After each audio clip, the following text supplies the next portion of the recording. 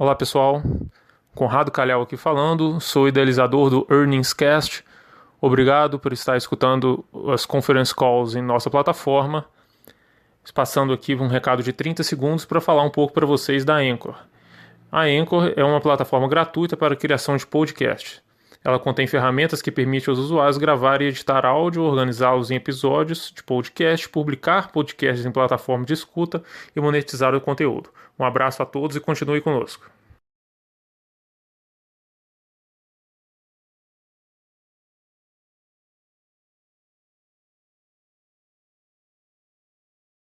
Bom dia e obrigada por aguardarem. Sejam bem-vindos à teleconferência de resultados do terceiro trimestre de 2020 do Banco ABC Brasil.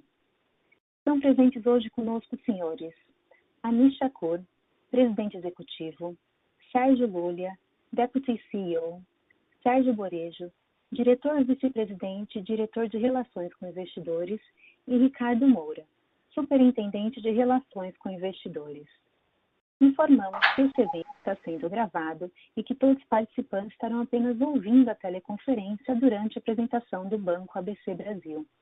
Em seguida, iniciaremos a sessão de perguntas e respostas quando mais instruções serão fornecidas.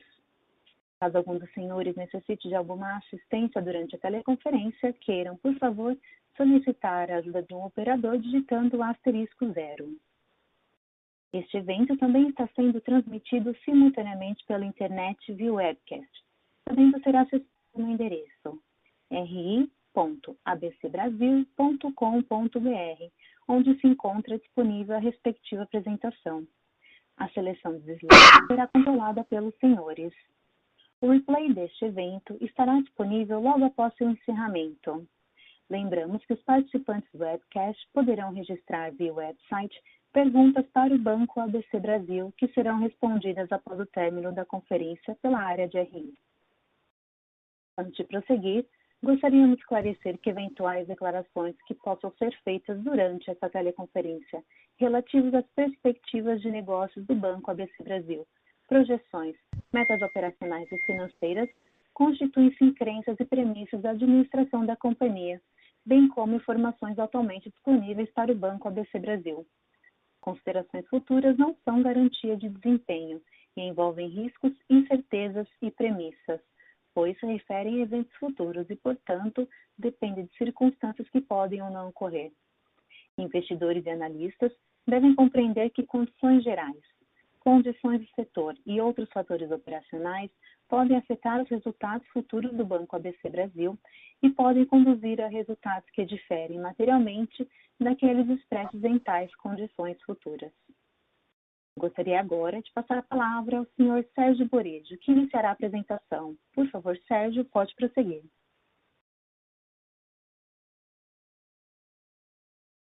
Bom dia a todos e obrigado por participarem de nossa teleconferência de resultados do terceiro trimestre de 2020. Podemos dizer que o terceiro trimestre de 2020 foi de normalização gradual das condições de mercado e de atividade econômica. Nesse sentido, continuamos a crescer a carteira de crédito do trimestre, sendo que o grande destaque foi o segmento middle, contribuindo para o maior aumento trimestral do número de clientes com operações de crédito da história do banco. Esse evento é uma das razões para a retomada da contratação de officers para o segmento.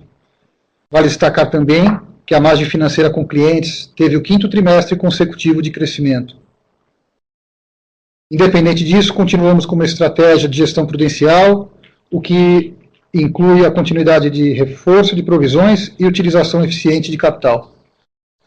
Com o volume de atrasos contidos, tivemos um aumento importante no índice de cobertura.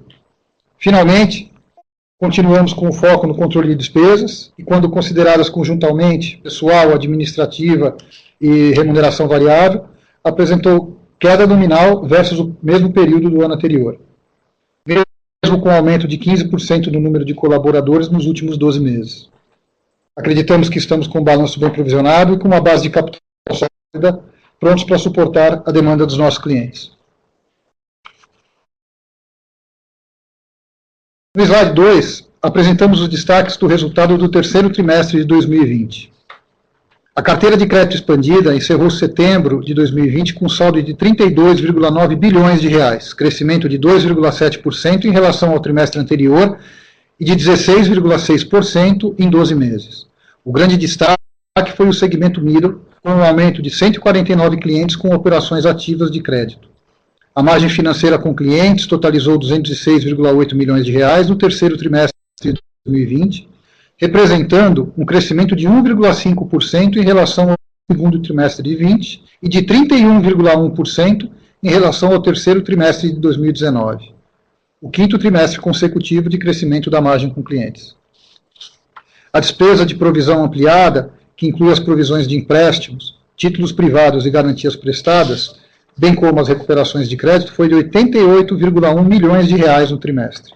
Esse montante representa uma queda de 6,8% em relação ao trimestre anterior e um crescimento de 159,9% em relação ao mesmo período de 2019, ainda reflexo de uma política conservadora de provisionamento por conta da pandemia Covid-19, em linha com os últimos trimestres.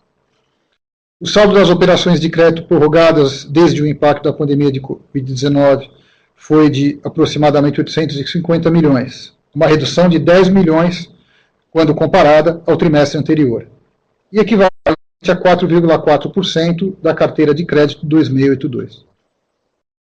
Já o índice de cobertura encerrou o trimestre em 523%, um aumento expressivo versus o índice de 294% do trimestre anterior e 222% versus o mesmo trimestre de 2019, resultado de um aumento relevante da provisão para devedores duvidosos e sem um crescimento equivalente dos créditos em atraso. O lucro líquido atingiu 73,5 milhões de reais, crescimento de 19,2% em relação ao trimestre anterior e queda de 40,3% em relação ao mesmo período de 2019. O retorno anualizado sobre o patrimônio líquido foi de 7,1% no terceiro trimestre de 2020, aumento de 1,1 ponto percentual em relação ao trimestre anterior e queda de 5,4 pontos percentuais em relação ao mesmo período de 2019. Excluindo o efeito da Resolução 4820, que limitou a distribuição de proventos em 25% do lucro líquido ajustado, resultando no aumento da carga tributária efetiva, o retorno sobre o patrimônio líquido ajustado foi de 9,8%.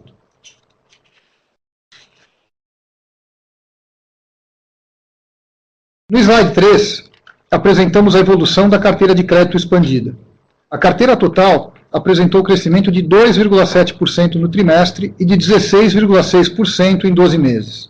O segmento middle teve grande destaque no trimestre e apresentou um forte crescimento de 53,1% versus o segundo trimestre de 2020, equivalente a mais de 500 milhões de reais, e um crescimento de 111,3% em 12 meses. O segmento corporate apresentou crescimento de 6,7% no comparativo trimestral e de 20,7% no comparativo anual.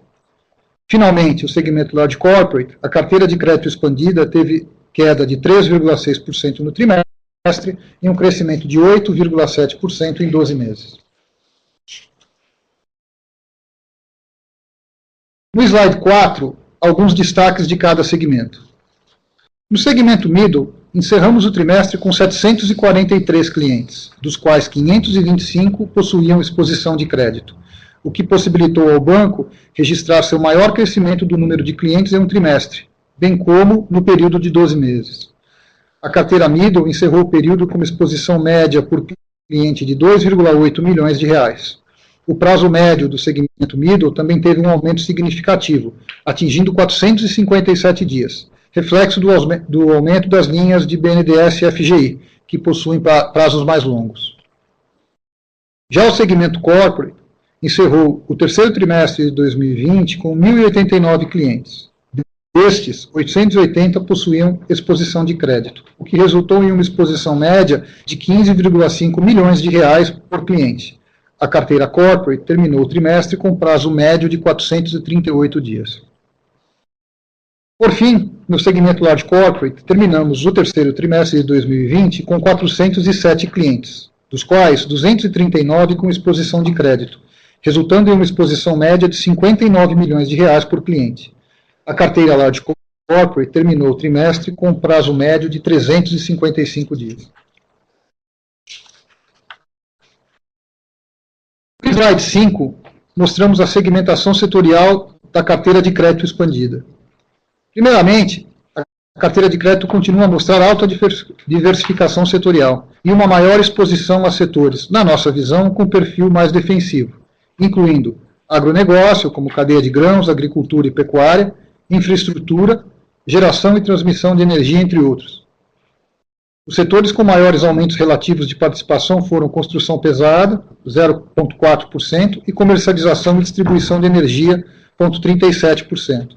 Enquanto os setores com maiores reduções relativas foram bancos, 0,92%, e insumos agrícolas, 0,5%. Não identificamos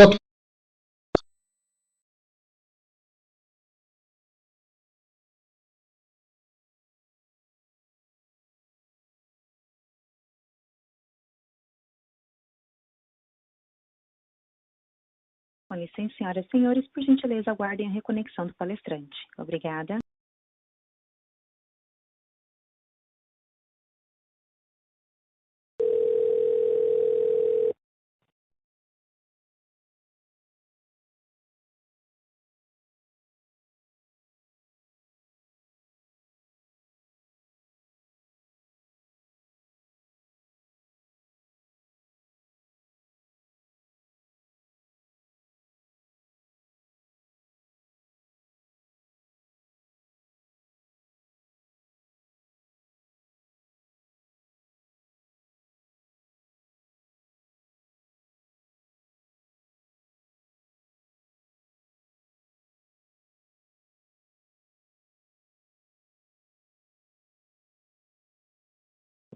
Desculpem, voltamos.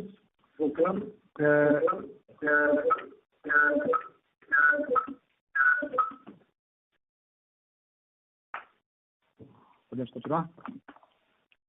Bom, no slide 6, apresentamos alguns indicadores que refletem a qualidade da carteira de crédito.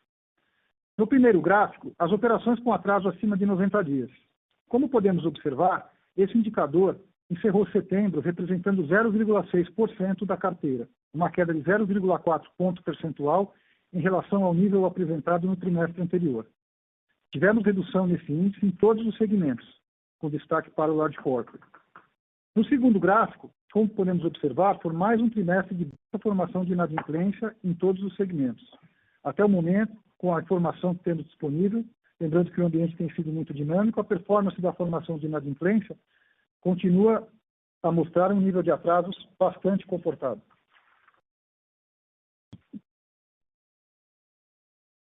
No slide 7, no primeiro gráfico, observamos que o saldo de PDD representou 3% da carteira de empréstimos no final do terceiro trimestre, aumentando 0,1 ponto percentual em relação ao trimestre anterior. No gráfico inferior, apresentamos o índice de cobertura. Na continuidade de uma abordagem cautelosa e preventiva, o banco continuou a reforçar o seu nível de provisionamento no trimestre, mesmo não experimentando um aumento no volume de operações em atraso. Isso resultou em um aumento importante no índice de cobertura da carteira de crédito, acima de 500%. No slide 8, continuamos com a análise da qualidade da carteira de crédito. E observamos no primeiro gráfico que as despesas com PDD atingiram 64,5 milhões de reais no terceiro trimestre de 2020, ainda refletindo uma política conservadora de provisionamento por conta da pandemia Covid-19. Esse custo de crédito representou 1,4% da carteira de empréstimos 2682, uma queda de 0,7 ponto percentual frente ao trimestre anterior. O segundo gráfico, por sua vez, representa o percentual de empréstimos classificados entre D e H, que foi de 5,2% da carteira de empréstimos ao final de setembro de 2020, uma queda de 0,2 ponto percentual em relação ao trimestre anterior e aumento de 0,6 ponto percentual em relação ao mesmo período de 2019.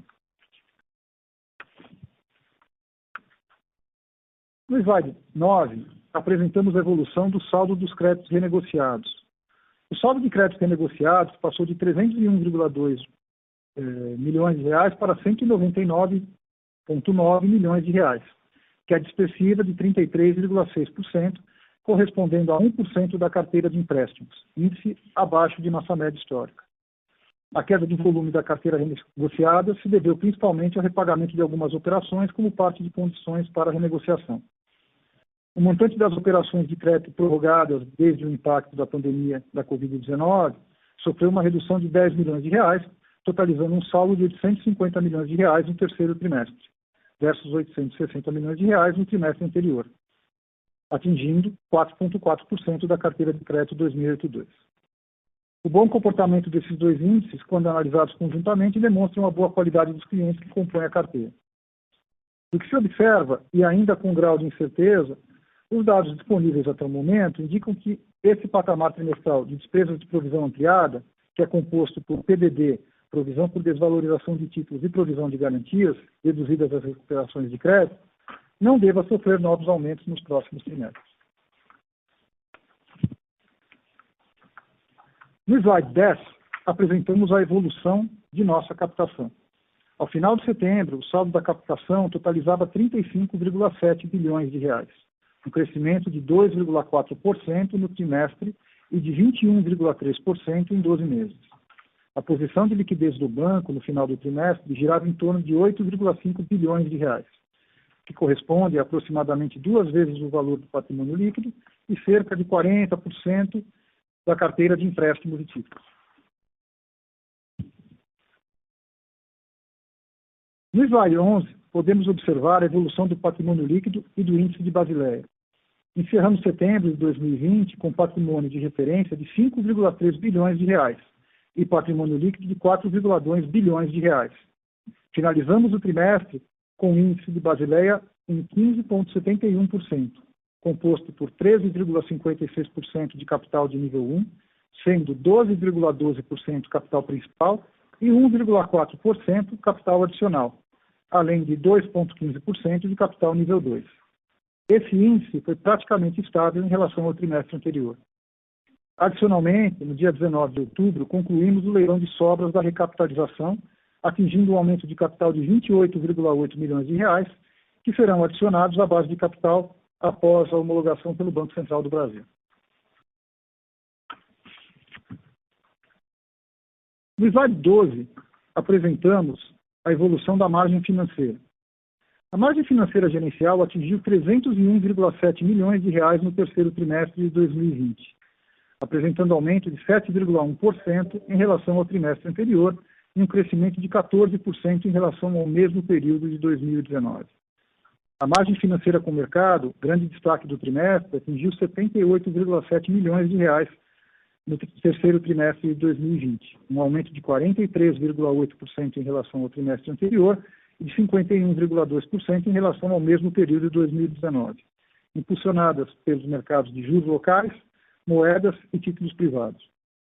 A receita da remuneração do patrimônio líquido ACDI foi de 16,3 milhões de reais no terceiro trimestre de 2020, uma queda de 29,9% em relação ao trimestre anterior e de 70,5% em relação ao mesmo período de 2019, diretamente impactada pela queda da taxa básica de juros.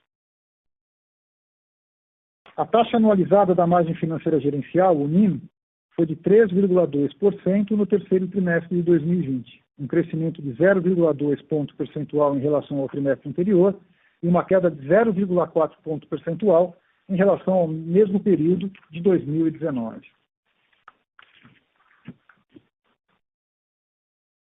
No slide 13, podemos observar que a margem financeira com clientes atingiu 206,8 milhões de reais no terceiro trimestre de 2020, um crescimento de 1,5% em relação ao trimestre anterior e de 31,3% em relação ao mesmo período de 2019. Esse resultado se deve tanto a maiores spreads quanto a maiores volumes, beneficiado pelo aumento de 287 clientes com a exposição de crédito no trimestre e de 409 em 12 meses, a maior variação positiva trimestral e anual da história do banco. Importante lembrar que a margem com clientes tem crescido de forma ininterrupta nos últimos 5 trimestres. A evolução do spread com clientes no trimestre foi de 3,7%, apresentando estabilidade em relação ao trimestre anterior e crescimento de 0,1 ponto percentual em relação ao mesmo período de 2019. Já o spread com clientes ajustado pela provisão fechou o trimestre em 2,4%, um incremento de 0,3 ponto percentual em relação ao trimestre anterior, e queda de 0,4 ponto percentual em relação ao mesmo período de 2019. Como imaginávamos, mesmo com a manutenção dos spreads brutos, a retração das despesas de provisão resultou no incremento da margem ajustada a preço.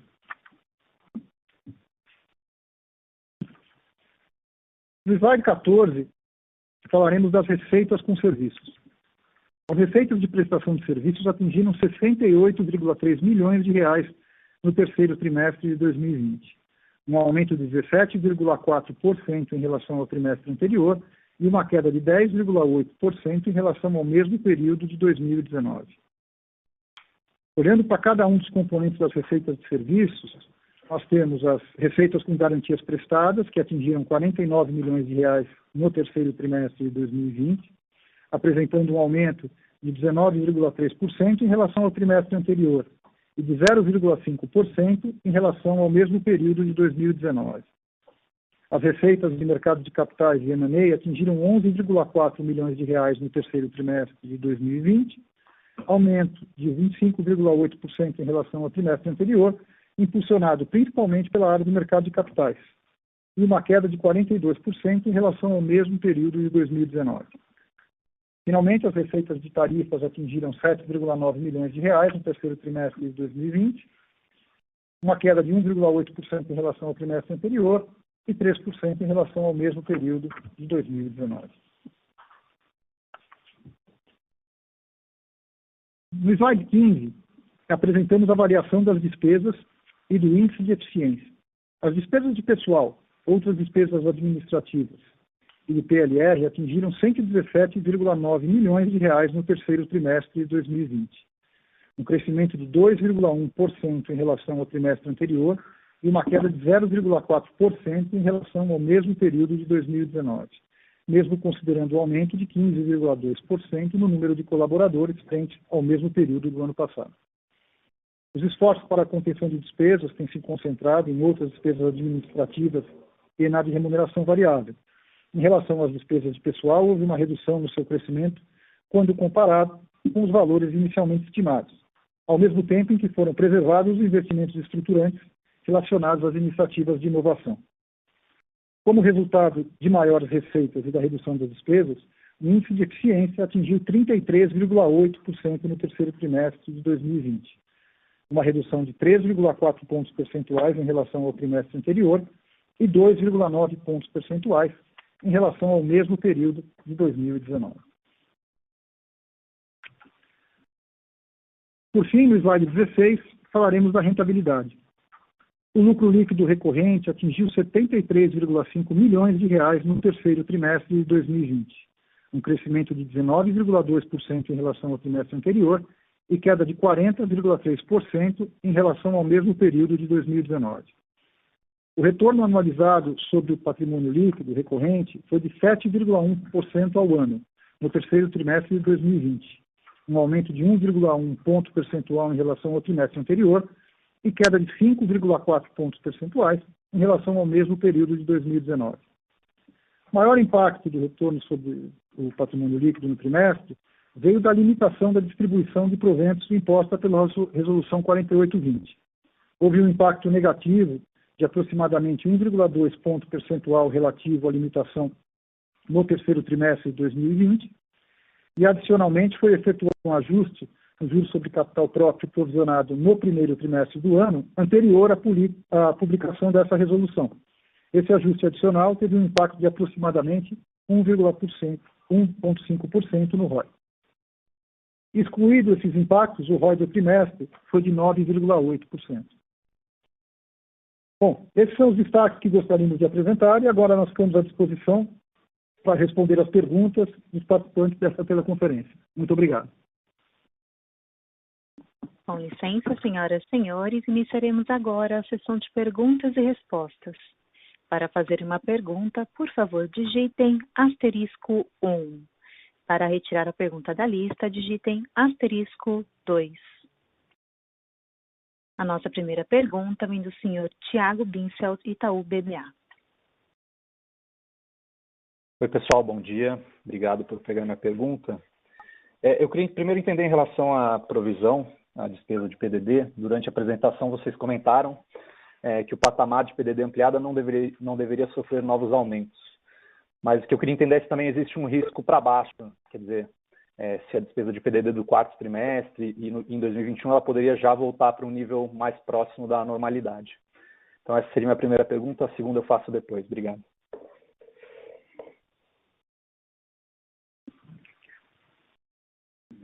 Oi, Thiago, bom dia, aqui é o Sérgio Lúria falando. Obrigado pela sua pergunta. Olha, eu vou dizer o seguinte, quando a gente olha hoje o desempenho da economia brasileira, tem bons sinais de que houve uma retomada mais forte e até mais rápida do que inicialmente antecipado, né? Então, vários indicadores que estão saindo estão mostrando um nível de atividade melhor e, caso esse nível de atividade melhor se mantenha, tudo leva a crer que esse período de provisões para perdas com crédito maiores do que a média histórica esteja se encerrando. Então, muito dependente do ciclo econômico, como eu estou dizendo, né? Mas olhando de hoje, a gente vê uma carteira muito bem provisionada, a entrada de casos problemáticos reduziu sensivelmente. Os clientes que apresentaram uma fraqueza um pouco maior durante a pandemia, ou que já entraram na pandemia até um pouco mais fracos e se enfraqueceram ainda mais, estão devidamente provisionados. Então, acho que dá para ser cautelosamente otimista, assim, em relação à tendência do provisionamento nos próximos trimestres, desde que a economia continue performando da maneira como vem performando nesses últimos 2, 3 meses. Obrigado, Lúlia. E só ainda nessa pergunta, dentro da exposição setorial que vocês têm na carteira, existe algum setor que inspire um pouco mais de cuidado, que vocês monitorem mais nome a nome, caso a caso? Ou esse seu comentário aí se aplica basicamente a toda a carteira? Só entender um pouquinho mais no detalhe. Obrigado. Não, olha, quando a gente olha, se a gente pegar nossos principais setores, né? Por exemplo, você pega o seguinte, o principal setor é o agronegócio, que tem mais ou menos 20% da carteira. Esses 20%, porém, estão subdivididos, cadeia de grãos 8%, açúcar e álcool 7,5%, agricultura e pecuária 3%, insumos agrícolas 1,8%. É um setor que, no geral, vai muito bem. Mesmo na questão de, se a gente olhar os subsetores, aquele que no primeiro momento preocupou mais, que foi o subsetor, né, de açúcar e álcool, por conta da queda dos preços do etanol, que aconteceu devido à queda, por sua vez, dos preços do petróleo, né? Mas houve uma recuperação. É um setor que a gente conhece muito bem, trabalhamos no setor há 30 anos, estamos posicionados em bons nomes, e os outros setores, cadeia de grão, pecuária, insumos agrícolas, estão em momentos de rentabilidade histórica excepcionais, até ajudados pela moeda. O segundo setor que a gente tem mais concentração, que é a energia, onde nós temos 12% da carteira, sendo 8% em geração, 2% em transmissão, 2% em comercialização e distribuição. Mesma coisa, setor que vai bem, com margens estáveis, com players fortes, com uma série de novos projetos entrando, um setor que o banco desenvolveu um bom expertise de avaliação nos últimos anos, então nós estamos praticamente em todas as etapas do ciclo desse setor, estamos muito confortáveis. Transporte e logística, aí um setor que, então, aí dependendo do subsetor, né, apanhou um pouco mais na crise. Você pega o setor de rodovias, né, que sofreram um pouco no início, transporte aéreo, a gente tem praticamente nada, mas os níveis de atividade vêm retornando, as empresas também, no geral, bem capitalizadas, de maneira que elas conseguiram passar por um período de redução de faturamento e margem e vem se recuperando de maneira satisfatória. Comércio, foi uma grata surpresa, é o quarto setor, com 8,5%. A gente está vendo os indicadores sendo divulgados, vendas agora até acima do que eram no mesmo período do ano passado, e a dúvida que fica, né, para todo mundo é quanto que esse nível de vendas está sendo suportado pelos programas governamentais ou não. Essa é uma dúvida que nós vamos ter que conviver com ela até o ano que vem e ver como é que vai se comportar depois que esses programas governamentais tiverem acabado. Então, mas por enquanto o setor que vai bem. Aí setor financeiro 8%, setor supercapitalizado, um setor que a gente atua há bastante tempo, não tem problema nenhum aqui. Construção civil incorporadora 7,8%. Um setor também, a gente tem uma atuação muito forte na cidade de São Paulo. É um setor que, num primeiro momento, também a gente ficou bem cauteloso para ver como é que a velocidade de vendas iria se comportar, nível de distratos e outras coisas que a gente viu acontecendo na crise de 2015, 16 e 17. Mas, desta vez, o setor se comportou muito bem, talvez pela queda das taxas de juros ou pela oferta de financiamento de prazos longos que os bancos estão fazendo para compradores de imóveis. E tanto que o nível de lançamentos continua muito forte, velocidade de vendas muito boa e nível de distratos bem abaixo do que a gente presenciou em outros ciclos. Então, você vê, esses são os principais setores do banco e os setores estão todos muito bem. As provisões que foram feitas são sempre casos específicos, porque mesmo quando os setores estão bem ou não estão bem, você tem empresas que performam melhor, outras que performam um pouco pior, e aí as provisões são feitas quando necessárias e os ratings são revistos para clientes que, mesmo estando em setores eventualmente que vão bem, aqueles clientes especificamente, por problemas intrínsecos a eles, podem não ir tão bem e as provisões são feitas. Mas, como eu disse, acredito que hoje nós estamos muito bem provisionados num nível de provisão que nos dá um grande conforto. Não, tá ótimo. Muito obrigado pela resposta. Aí, se vocês me permitirem mais uma pergunta em relação ao segmento middle, chama a atenção que a inadimplência ainda é muito baixa, né? E isso provavelmente está relacionado ao fato de ser uma carteira muito nova. Então, aqui o que eu queria entender é qual que é a expectativa da inadimplência, digamos, sustentável dessa carteira, ainda mais agora que vocês estão mudando um pouco o mix dessa carteira, né? Alongando o duration, usando mais os programas governamentais, mas em relação à qualidade da carteira, né? Onde vocês esperam que seja o nível sustentável de inadimplência nesse segmento. Obrigado. Ok. Essa é uma boa pergunta, você tem razão, porque o fato da carteira de middle ser uma carteira jovem ajuda, né? Foi uma carteira também que, e vocês vão se lembrar que no início da pandemia, mesmo a carteira sendo jovem, a gente teve uma atitude bem cautelosa, a gente parou de crescer naquele segmento naquele primeiro momento, começamos a monitorar os clientes bem de perto e a carteira se comportou muito bem. Quando a gente faz nosso plano de negócio, né, nosso business plan, a gente trabalha com uma inadimplência no middle, no longo prazo, variando de 2% a 3%. E é um nível que se compara, quando a gente for estudar esse segmento, ao nível que os grandes bancos apresentam. Quer dizer, se você pega, né, Banco do Brasil, Itaú, Bradesco, Santander, que são os grandes players desse mercado, eles apresentam por volta de 2 e 3 num ciclo normal da economia. Piora no ciclo ruim, melhora um pouco no ciclo bom. Eu acho até que esse segmento viveu nos últimos anos um ciclo bom, onde a inadimplência foi até menor do que a prevista. Agora, neste momento, o que tem é o seguinte, esses programas governamentais, principalmente o FGI e o PEAC, eles deram um grande impulso ao setor. Eu acho que foram programas muito bem desenhados, porque, por um lado, as instituições financeiras podem segurar até 80% de cada empréstimo individualmente, mas limitado a 20% da carteira. Isso faz com que as instituições sejam prudentes, né, na seleção dos nomes, mas é um dinheiro que está vindo para o segmento, para essas empresas, em condições de prazo e custo que elas nunca experimentaram. Então, isso pode ser também que melhore os índices de inadimplência ao longo do tempo, porque elas estão tendo acesso a funding barato de longo prazo, muito como consequência do FGI e PEAC mesmo.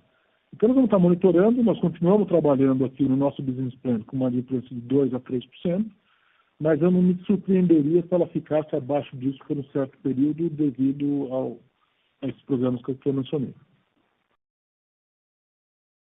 Tá ótimo. Muito obrigado.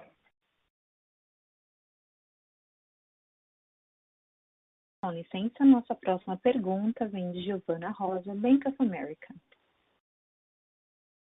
Oi, bom dia. Obrigada pela oportunidade de fazer pergunta. Minha primeira pergunta é em relação a crescimento de carteira. Como que vocês imaginam a carteira evoluindo até o final do ano, em 2021? se puderem falar um pouquinho também como que vocês estão enxergando competição nas principais linhas. E só um follow-up na questão do middle. O middle está crescendo bastante, né? Já está perto de 10% da carteira total de vocês.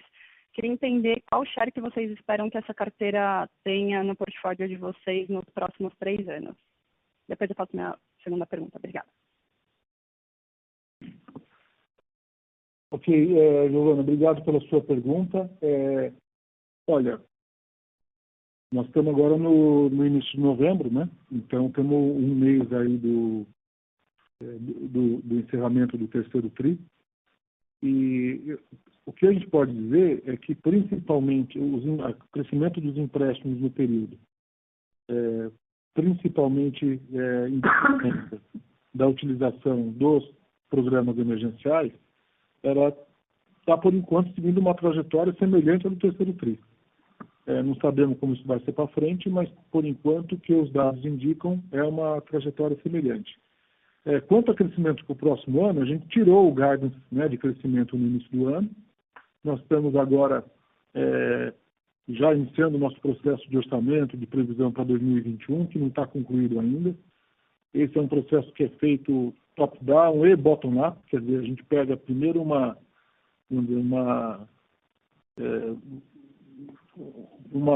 estimativa que vem da alta gestão do banco quanto à disponibilidade de capital, crescimento de setores específicos, em segmentos de clientes específicos, etc. e tal, e depois bottom-up, porque as equipes mesmo, gerente por gerente, capacidade de número de clientes, etc. e tal, e você vai juntando esses dois processos, né? A gente não tem esse número concluído para te passar, mas o que eu posso dizer é que o crescimento do middle continua sendo a prioridade do ponto de vista de carteira de crédito. O corporate também se comportando bem, principalmente na parte baixa do corporate. O corporate começa com empresas que faturam de 250 milhões e vai até 2 bi. As empresas que faturam de 250 a 1 bi devem ser onde a gente cresce um pouco mais. E no segmento do corporate mais alto, do large corporate, aí a ênfase maior é na parte de banco de investimento, com os produtos de debt capital markets. A gente entrou recentemente no Equity Capital Markets, já concluímos uma operação e temos outras que estão mandatadas. Temos as transações de M&A, estamos fazendo Project Finance, e de uma maneira de que a gente vê ali, até pelas margens serem mais apertadas, um crescimento de receitas que vem mais do cross-sell de produtos do que do aumento de volume no segmento. Mas os números em definitivo nós ainda não temos para fornecer.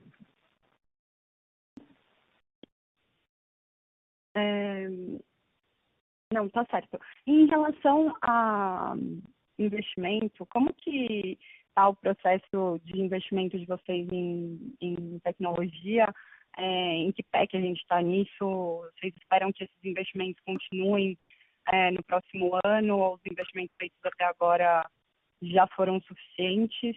E também na parte de middle, vocês voltaram a contratar offers do segmento, mas olhando para a sua carteira atual, queria entender também se esse processo já foi finalizado ou vocês esperam ainda fazer mais contratações. Oi, Giovana, aqui é o Borejo. Começando pela primeira pergunta, né, dos investimentos. Sim, na verdade, se a gente observar, né, inclusive o aumento das despesas administrativas do banco, os índices, né, linha a linha, houve uma redução na maior parte das despesas, com exceção da despesa de tecnologia.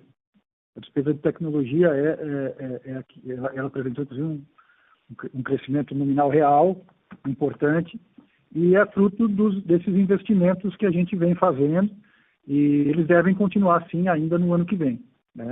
A gente já percorreu um caminho bastante grande, com uma série de processos em que o cliente se serve via internet ou via aplicativo no celular, mas a gente ainda tem uma série de investimentos a ser feitos. Quanto às contratações do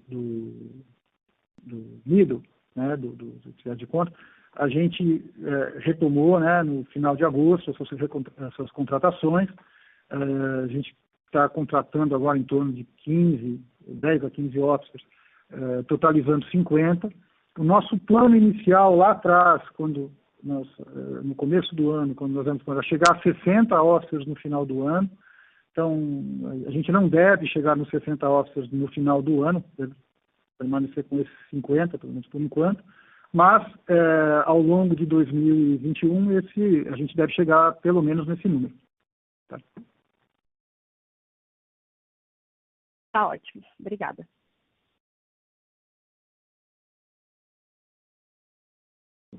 Com licença, nossa próxima pergunta vem de Ricardo Buch, Banco BTG Pactual.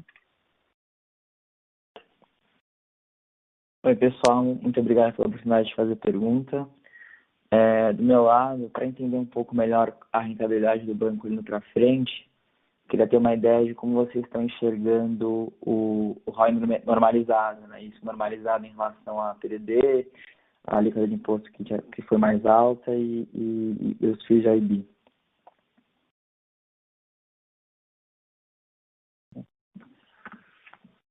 Ricardo, obrigado pela sua pergunta. Bom, começando pela segunda, né, que é a da alíquota de imposto. A alíquota de imposto, né, como a gente ressaltou nos slides, ela aumentou muito esse ano, principalmente em função da limitação da distribuição de juros sobre capital próprio, né, de dividendos, imposta pela Resolução 4820. A Resolução 4820 ela está programada para finalizar no final do ano. Então, é um fenômeno que aparentemente deve ficar só no ano de 2020. Então, em 2021, a alíquota deveria retornar para a sua normalidade, né? Que deve ser em torno de 30 abaixo por cento, mais ou menos o que tem sido, que era o nosso histórico. O histórico era um pouco menor que isso, mas a contribuição social também era menor. Com o aumento da contribuição social, algo em torno de 30 e um pouquinho, deve ser a nossa alíquota recorrente numa situação de normalidade de distribuição de dividendos. E a pergunta referente à PDD, a provisão para créditos de quitação duvidosa, é o que o Sérgio falou.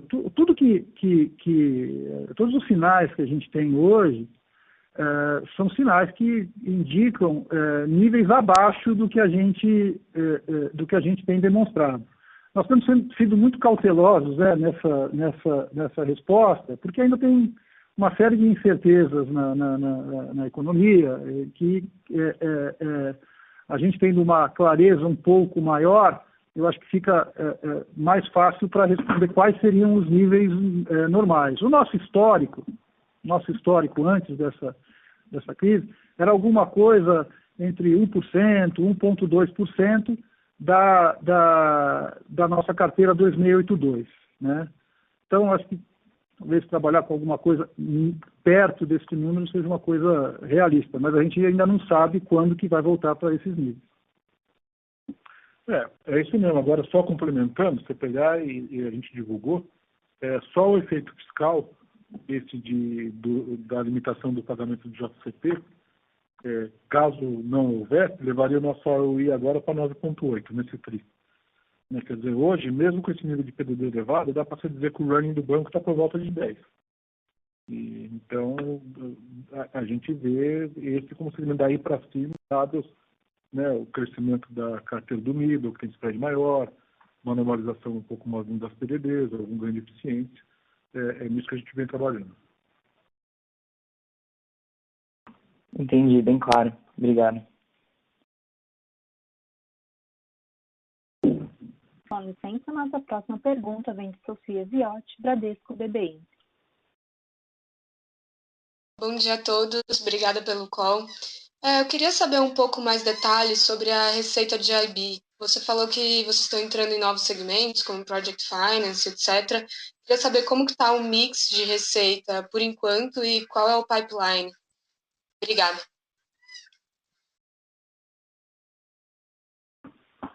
Oi, Sofia, obrigado por sua pergunta. Eu não tenho aqui a quebra exata, a gente pode até ver depois se fornece, mas por enquanto, até o terceiro TRI, né, a grande predominância de receitas é das operações de mercado de capitais e renda fixa, que é um mercado já tradicional que a gente opera. Tiveram algumas receitas de Project Finance também, mas a prevalência foi de operações de mercado de capitais de renda fixa. A operação de Equity Capital Markets, a primeira que a gente fez, é uma operação que já foi divulgada, é pública, então eu posso dizer que é a operação da Sequoia, e essa operação, a receita relativa a ela vai ser bocada no quarto trimestre, né? E nas receitas de M&A, embora a gente tenha um bom pipe de operações, mas o que aconteceu com a pandemia foi que, vamos dizer assim, mandatos antigos caducaram, né, porque as condições de mercado se modificaram muito, e novos mandatos foram obtidos. Então, a receita, por enquanto, neste ano, é bem baixa na linha de M&A, mas há uma boa expectativa, olhando para frente, em decorrência desses novos mandatos que foram obtidos. Tá ótimo, muito obrigada. Com licença, nossa próxima pergunta vem de Lucas Martins, Prada. Bom dia a todos, obrigado pela oportunidade de fazer pergunta. Eu tenho duas perguntas. A primeira é em relação ao NPL de curto prazo, se vocês puderem comentar um pouquinho como que vocês estão vendo esse NPL de curto prazo com as empresas. E segundo, é sobre a carteira renegociada. Eu não sei se vocês estão olhando isso como uma coisa separada ou não, mas se vocês pudessem comentar um pouquinho sobre a duration dessa carteira e o desempenho que ela tem hoje dentro do balanço, eu agradeceria. Bom, Lucas, obrigado pela sua pergunta. Referente às operações em atraso, né? A gente não tem nada que nos sinalize que esse patamar deva mudar significativamente no curto prazo, tá? Pelo que a gente tem observado, pelo menos aqui, eu não tenho nenhum sinal ou alguma de deterioração nesse quesito, tá? E a segunda, desculpa, você podia repetir a segunda pergunta? Claro, sobre a carteira prorrogada, se você pudesse comentar um pouquinho sobre a duração dessa carteira, né, de dias ou como vocês olham, e também um pouquinho do desempenho, como que vocês estão olhando o desempenho dessa carteira. Tá bom, obrigado.